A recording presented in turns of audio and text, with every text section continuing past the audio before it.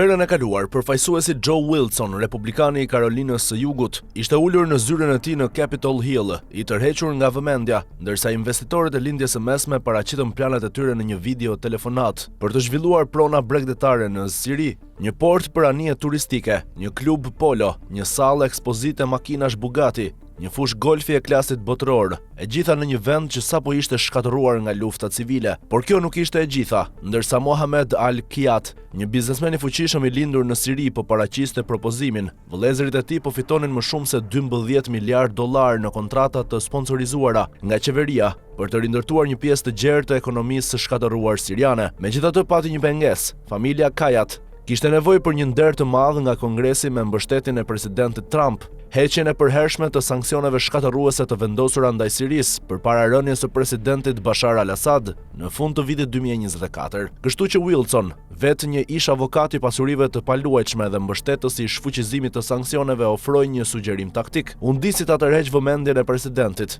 Bëri një fush golfi kombëtare të Trumpit në Siri, u tha Wilson. Mohamed Al-Kayat ishte një hap para. Ai tha se tashmë kishte planifikuar të propozonte një vend pushimi me markën Trump. Në të njëjtën kohë, dy vëllezërit e tij më të mëdhenj po negocianin një partneritet shumë më të madh në pasuri të paluajtshme me Ivanka Trump, vajzën e madhe të presidentit, dhe Jared Kushner, bashkëshortin e saj, për të ndihmuar ata të financonin një resort multimiliard dollarësh në Shqipëri.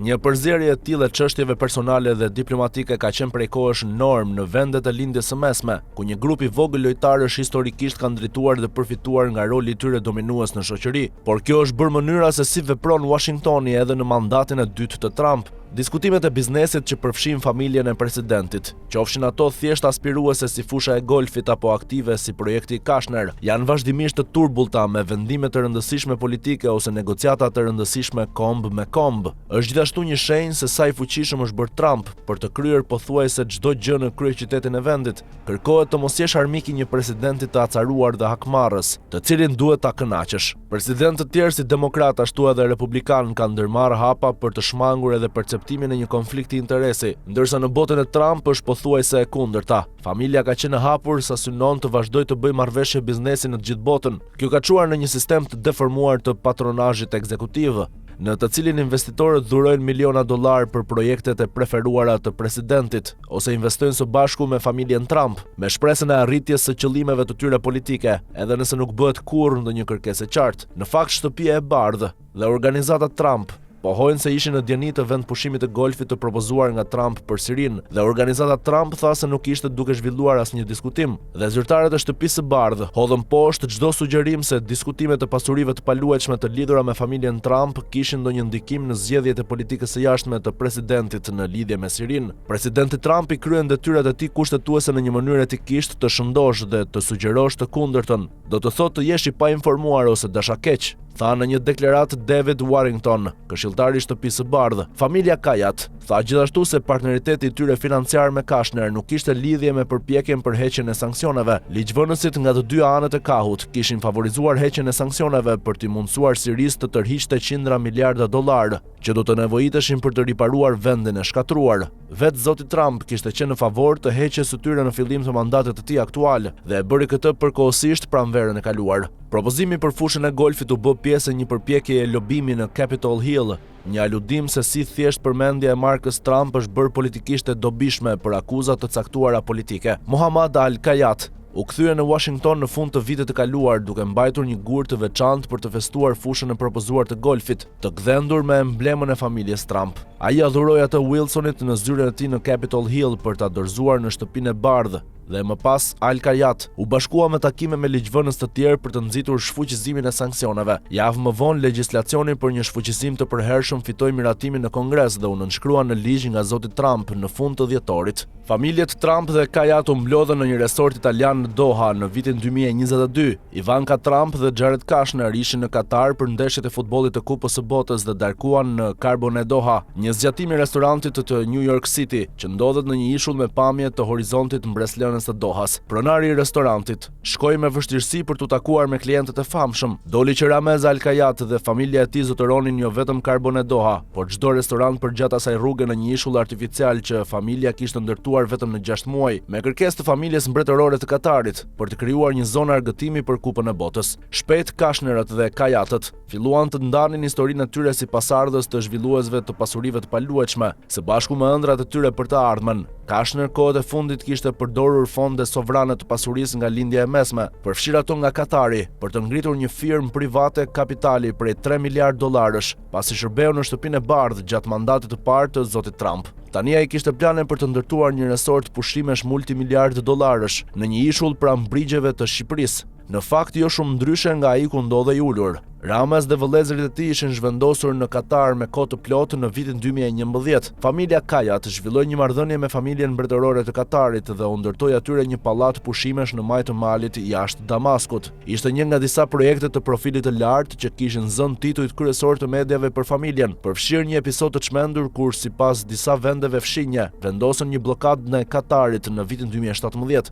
Dhe ato sollën me avion Mira Lop për të furnizruar me qumësht dhe produkte të tjera të qumshtit kombin e vogël të pasur me naftë. Pavarësisht sukseset të tyre në Katar, familja Kayat nuk hoqi dorë kurrë nga shpresat për të kthyer në Siri në një farë mënyre. Një ndryshim fati. Në fund të vitit 2024, dy ngjarje monumentale ndryshuan fatin e familjes Kayat dhe i përgatitën ata për disa udhëtime në përbot. Assad u rrëzua nga pushteti dhe Trump u rikthye në presidencë. Javë më vonë, Ramez dhe vëllai i tij i madh, Moutaz, ishin duke shkuar në inaugurimin e Trump. Ndërsa ndodheshin në Washington për festimet, familja Kayat u takua me prindërit e Kashner. Ata takuan gjithashtu Michael Bulos, bashkëshorten e Tiffany Trump, vajzës më të vogël të presidentit, si dhe baban e Bulos, Masad Bulos, i cili kishte ndihmuar në koordinimin e kontakteve me votuesit siriano-amerikan gjatë fushatës së rizgjedhjes së Trump. Tregojnë fotografitë e postuara në mediat sociale. Qasja në darkën në ndritën e qirinjve në përgjithësi kërkonte një donacion minimal prej $250,000 për një palë bileta. Ramez Al-Kayat tha se ishin të ftuar një numër drejtuesish biznesit të huaj dhe se ai dhe vëllai i tij më i madh nuk kishin paguar për ftesën. Po ato muaj antarët e familjes Kayat fluturuan për në Damask për të takuar presidentin e ri të Sirisë. Presidenti Ahmed al-Shara vetëm disa javë më parë kishte qenë një udhëheqës rebel me një shpërblim antiterrorizëm prej $10 milion nga Shtetet e Bashkuara. Tani ai ishte në krye, por i një vendi në rrënim. Pjesa më e madhe e infrastrukturës së tij duhej rindërtuar. Familja Kayat ishte një zgjedhje e natyrshme për të vënë në lëvizje këto projekte. Jemi gati të ecim përpara dhe jemi gati të ecim shpejt, tha Ramez Al-Kayat, duke kujtuar mesazhin e tij drejtuar udhëheqësit të ri sirian. Familja Kayat dhe partnerët e tyre morën një marrëveshje prej $4 miliard për të rindërtuar aeroportin e rënuar në një qendër të lindjes së mesme, me një kontratë tjetër prej $7 miliard për të ndërtuar 4 termocentrale elektrike me gaz natyror. Ata negociuan një marrëveshje të tretë për të punuar me Chevron, me Selinë SBA, për të zhvilluar vende shpimi për gaz natyror në det të hapur në mesdhe, pranë brigjeve të Sirisë. Thomas J. Barrack Jr., i dërguari special i presidentit në Siri, i ka mbështetur vëllezërit Kayat, duke u bashkuar me ta për secilën prej këtyre njoftimeve dhe duke bërë të qartë se administrata Trump i mbështet projektet. Ramez Al-Kayat ka blerë gjithashtu shtëpi historike në qytetin e vjetër të Damaskut, një vend i trashëgimisë botërore të UNESCO-s, për shkak të statusit të tij si një nga qytetet më të vjetra të banuara vazhdimisht në botë, me plane për të krijuar një destinacion turistik. Lart në bregdetin sirian, Mohamed Al-Kayat po punonte në planin e tij për terminalin e anijeve turistike dhe vend pushimin ku do të përfshihej fusha e golfit me markën Trump, një projekt që do të ndërtojë në tokë të kontrolluar nga qeveria siriane, por kishte një problem me secilën prej këtyre marrëveshjeve. Të gjitha vareshin nga heqja e përhershme e sanksioneve të SBA-s. Kjo për shkak se bankat ndërkombëtare dhe investitorët e tjerë nuk do të angazhonin kapitalin e nevojshëm për të financuar këto projekte, përveç nëse mund të ishin të sigurt se sapo sanksionet e miratuara sipas aktit të mbrojtjes civile të Sirisë të vitit 2019 të shfuqizoheshin, ata nuk mund të rivendoseshin në vend. Diplomacia e fushës së golfit. Bindja e Kongresit filloi në pranverë. Disa antarë të Kongresit po u ofroheshin fluturime falas për në Siri. Heqja e sanksioneve u mbështet gjerësisht nga grupet siriano-amerikane dhe disa ligjvënës. Ata argumentuan se ky veprim do të nxiste rimëkëmbjen e Sirisë duke inkurajuar më shumë investime të huaja, tani që zoti Al-Assad është larguar. Wilson, republikani i Karolinës së Jugut, ishte një objektiv i veçantë. Naemo u bë partner social për ligjvënësin, duke u bashkuar më tepër për të qelluar me skit, duke u takuar me atë të Omni Homestead Resort në Hot Springs. dhe duke ndjekur një shfaqje në Les Miserables në qendrën Kennedy me të dhe aleatë të tjerë të Trump. Deri në qershor të vitit 2025, zoti Wilson kishte prezantuar legjislacione që bënte thirrje për shfuqizimin e plot të sanksioneve të aktit të Cezarit, pengesa më e madhe, ndërsa ky lobim përparonte mbeti një pengesë e madhe. Në faktun kishte Trump, ai ishte tashmë i bindur. Në maj Trump i hoqi përkohësisht sanksionet pas një takimi në Riyadh me zotin Al-Shera dhe Mohammed bin Salman, princin e kurorës saudite, i cili kërkoi Trump të bënte këtë. Sauditët gjithashtu duan të përfshihen në rindërtimin e Sirisë, por Siria dhe investitorët si Kayatas ende kishin nevojë për një akt nga Kongresi për ta bërë atë të përhershëm, dhe atëherë ata hasën një ligjvënës në dhomën e përfaqësuesve, i cili doli si pengesa më e madhe. Përfaqësuesi Brian Mast, republikani Floridës dhe kryetari i Komitetit të Punëve të Jashtme të Dhomës së Përfaqësuesve, mbeti i shqetësuar se heqja e të gjitha sanksioneve kundër Sirisë mund t'i linte pakicat etnike dhe fetare atje të cënueshme ndaj persekutimit dhe masakrave të vazhdueshme. Ngërçi arriti kulmin më 9 nëntor, një natë përpara se zoti Trump të takojë me Al-Shara, vizita e parë e një kreu shteti sirian në shtëpinë e bardhë, që kur vendi fitoi pavarësinë nga Franca në vitin 1946.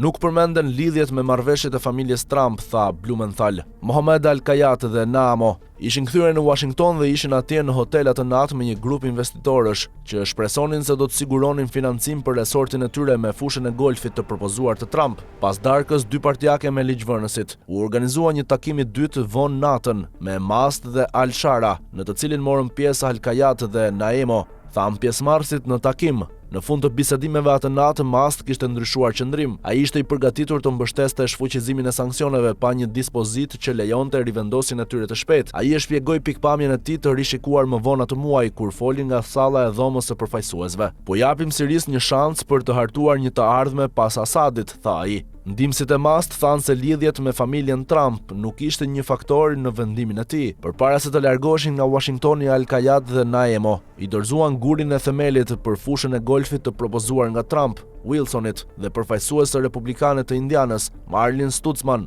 Guri i kornizuar me mbishkrimin Trump International Golf Club Siri përfaqësonte atë që Al-Kayat e quajti një emblem e mundësive të ardhme ekonomike amerikane në Siri. Marrëveshjet po zhvillohen në aeroportin e Damaskut, ku edhe pse një luftë po zhvillohet diku tjetër në të gjithë lindjen e mesme. Një flot makinerish për zhvendosjen e dheut janë të zëna duke shqyrë atë që ka mbetur nga një terminal aeroporti i viteve 1960 për projektin e Kayatëve. Përveç kësaj, Mohammed Al-Kayat siguroi së fundmi një licencë për të shërbyer si importuesi ekskluziv i markave të prodhuara nga giganti amerikan i produkteve të konsumit, SC Johnson, të tilla si çantat Ziploc, sprej kundër insekteve Raid dhe aromatizuesit të ajrit Glade, të cilat nuk mund të shiten drejt për drejt në Siri derisa të hiqen sanksionet. Veçmas në Shqipëri, projekti gjigant bregdetari Jared Kushner dhe Ivanka Trump po ecën gjithashtu me shpejtësi. Në fillim Kayatas do të shërbenin thjesht si një firmë ndërtimi në resort, por gjatë vitit të kaluar, kur po zhvilloi lobimi për sanksionet, negociatat kanë ndryshuar drejtim,